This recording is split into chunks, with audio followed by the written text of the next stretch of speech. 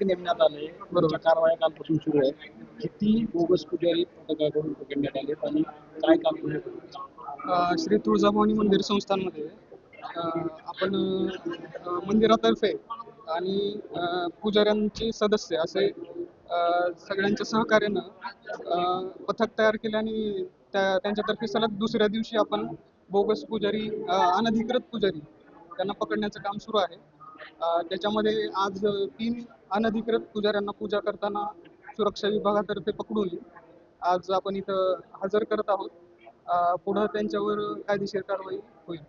ते पकडले ज्यावेळेस पुजारी पकडले त्यावेळेस ते काय करत होते नेमकं तुम्ही कशावरून त्यांना पकडले?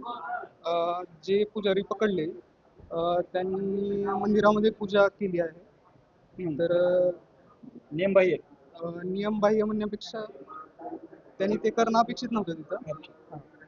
त्यांनी जे त्यांचं काम आहे तेच करून निघून जाणं अपेक्षित आहे. भाविकांना दर्शनासाठी जी लूट होती असे काही प्रकार समोर आलेले आहेत की दर्शना घेतल्याचे पैसे मिळायचे. याबाबत आपली काही कारवाई आहे का? तशा काही तक्रारी लेखी स्वरूपात पण दाखल आहे? जेव्हा या तक्रारी येतात तेव्हा आपण त्या पुजाऱ्यांना जे भाविकांनी जो नंबर दिलेला आहे, जे नाव दिलेलं आहे त्याच्यावरून त्यांचा शोध घेऊन त्यांना मंदिर बंदीची कारवाई करतो.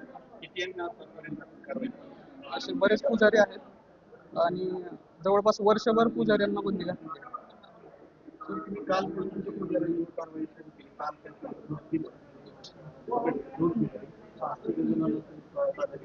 त्यांच्यावर आपण कारवाई नाही करतो. त्यांना आपण सध्या पोलीस स्टेशनमध्ये गुन्हा दाखल करू किंवा कायदेशीर कारवाई दोन्हीपैकी काही आपण प्रस्तावित केलेलं आहे. जे तुम्ही तिघांना पकडले, काय तुम्ही तिकडे काय नेमकं त्यांच्यावर कारवाई काय होती? त्यांच्यावर कारवाई थोड्या दिवसात कळून जाईल. गेल्या काही दिवसापासून मंदिरमध्ये भाविकांचे मोठ्या प्रमाणात काही तोतया पुजाऱ्यांकडून लूट व्हायला लागलेली आहे, फसवणूक केली जात आहे. या संदर्भात आम्ही तिन्ही पुजारी मंडळानं मंदिर संस्थांबरोबर एक मीटिंग घेऊन हे ठरवले की यापुढे असे तोतयागिरी प्रकार बंद व्हावेत.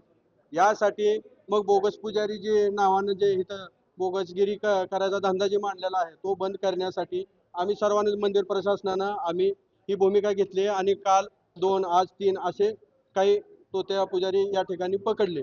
परंतु मला काय सांगायचं, यात मंदिर प्रशासनानं सुद्धा रोखठोक भूमिका घ्यावी. मागच्या काळामध्ये काही बोगस ओळखपत्र मंदिर संस्थांकडून वाटप करण्यात आलेले होते.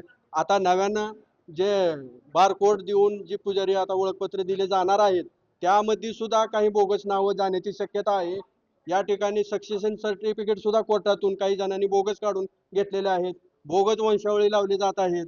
मग ह्या सगळ्या प्रकारावर जर मंदिर संस्थांना कठोर भूमिका घेऊन कठोर पावलं उचलली आणि खरेच 153 लोक किंवा 284 लोक जे असतील त्यांच्या वंशावळांना पूर्वप्रथेप्रमाणे हे पूजेचे अधिकार मिळावेत. त्याच्याशिवाय हे असे बोगसगिरी धंदे बंद होणार नाहीत.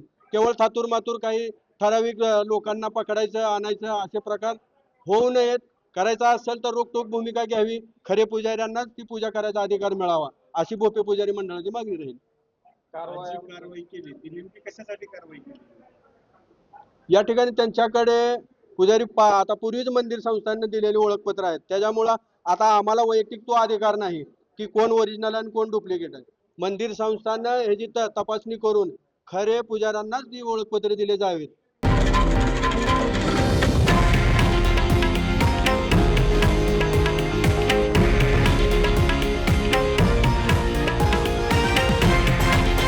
हे आहे देशातील नंबर 1 न्यूज नेटवर्क आणि आपण पाहत आहात TV9 मराठी, एकमेव.